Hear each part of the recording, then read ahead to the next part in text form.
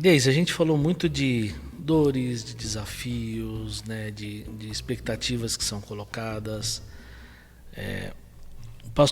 Pastores costumam dizer, só um pastor entende um outro pastor. Da mesma forma, só um médico entende um outro médico, né? Porque são Afins, né? afins, né?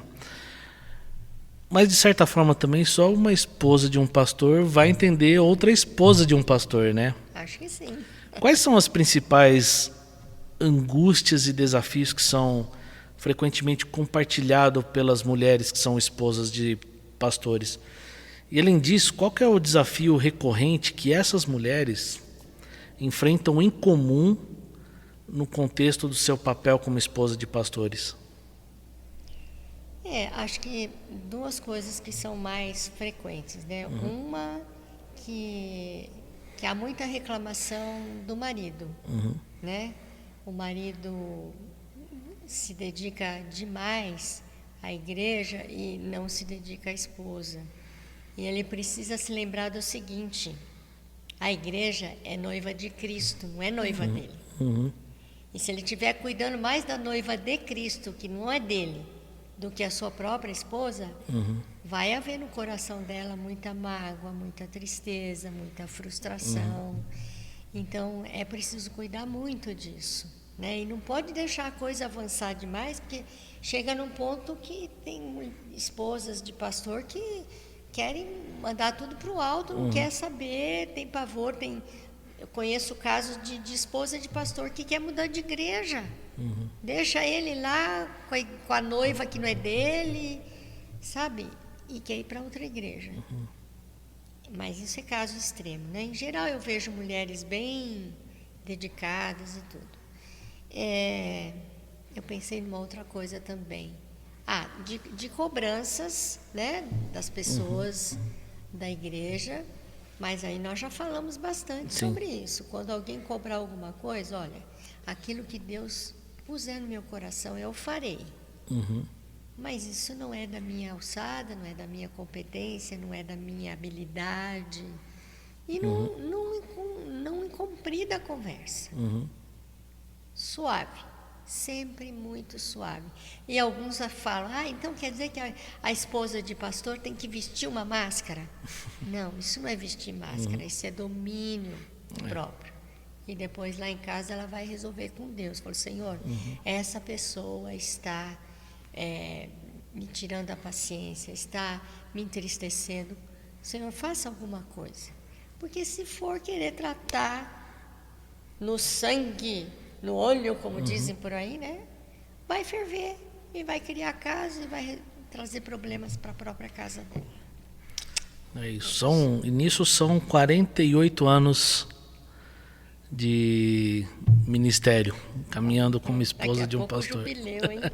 Jubileu de ouro. Se E Deus permitir que a gente... Quem sabe chega aí nos 70, 80 anos, meu né? Deus. Não, aí a gente já também perde energia, né? Mas todos esses anos, para você, quais são os seus maiores aprendizados agora no exercício? O que você mais aprendeu em todo esse tempo que você esteve ao lado dele, do pastor Noidi? E quando você olha para frente, você ainda tem sonhos e expectativas em relação ao seu papel ministerial junto com o pastor Noidi? O que eu mais aprendi e reconheço até hoje e sempre é que a obediência a Deus é a melhor escolha que uma pessoa pode fazer na vida. Quando ela aceita cumprir os desígnios, os propósitos de Deus, ela vai ser muito, muito abençoada, bem-sucedida. Eu não quero deixar parecer com isso que a gente viveu o céu azul a vida inteira. Houve tempestades, nuvens escuras, momentos terríveis, pesados de sofrimento, de choro. Mas e se não fosse assim? Com todo esse cuidado em orar, pedir a direção de Deus, como é que seria?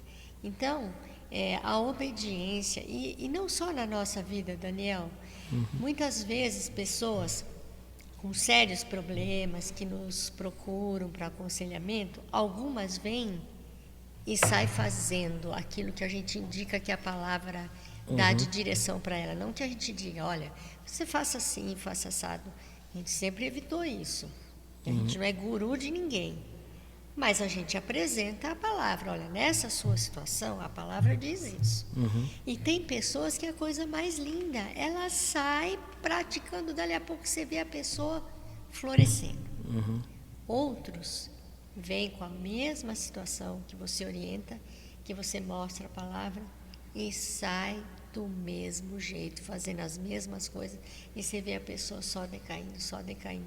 Isso entristece muito a gente, né? Porque a gente apresentou o caminho, mas a pessoa não quis. Então, o maior aprendizado é esse mesmo, é obedecer a palavra. Tinha alguma coisa mais aí que eu não me lembro. Se você tem ainda sonhos e expectativas para o futuro em relação ao ministério. Sim. Se a gente parar de sonhar, a vida apaga, perde a graça, perde o incentivo, né? Sempre vem novos sonhos. Sim.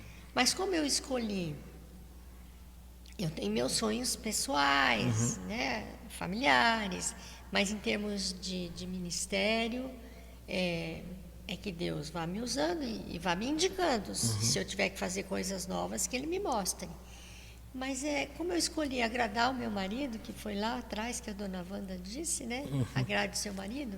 Enquanto ele tiver chamado, eu vou ser uma chamadinha dele, junto com ele. Apoio. Vamos caminhar junto. O dia que a gente chegar com mais idade, não tiver tanta disposição, mais cansaço, aí a gente talvez fique mais na consultoria de vez em quando. Bom, o pastor Nedir fala que ele não quer ser um pastor de pijama, né? Ele então fala prepara. Isso. Aliás, ele não usou pijama, não usa pijama de jeito nenhum. Não quer saber de pijama.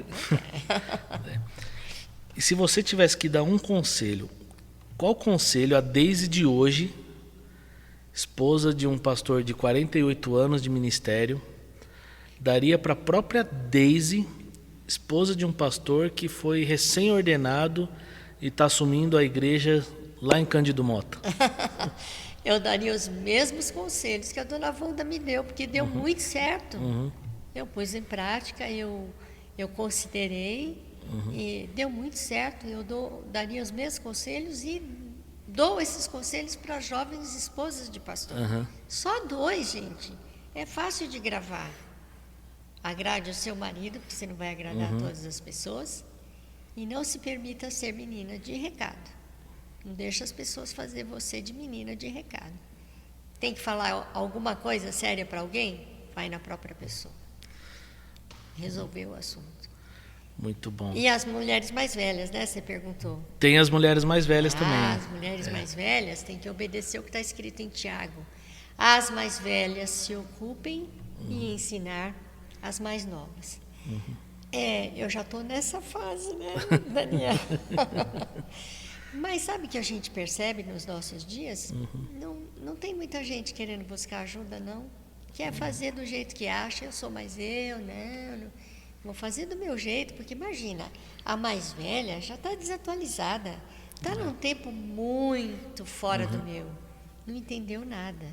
Porque a mais velha, conforme eu disse, que é o mentor, por exemplo, ele já passou pelo que você está passando. E ela pode... Igual na cozinha, né? Alguém vai fazer uma receita. Ai, não consigo fazer essa receita. Aí você vai ver como ela fez. Não, peraí, tem um segredinho aqui. Você ensina. Ah, nossa, como ficou bem mais fácil. É isso. A mais velha vai falar para você encurtar o caminho. Ela errou e aprendeu. E ela pode encurtar o seu caminho. Então, humildade para pedir ajuda é essencial. Não adianta ter mais velha querendo ensinar se não tiver mais nova querendo aprender. E que Deus trabalhe os nossos corações para sempre ter um coração ensinável, né? Que acho que esse é um grande desafio. Para todos.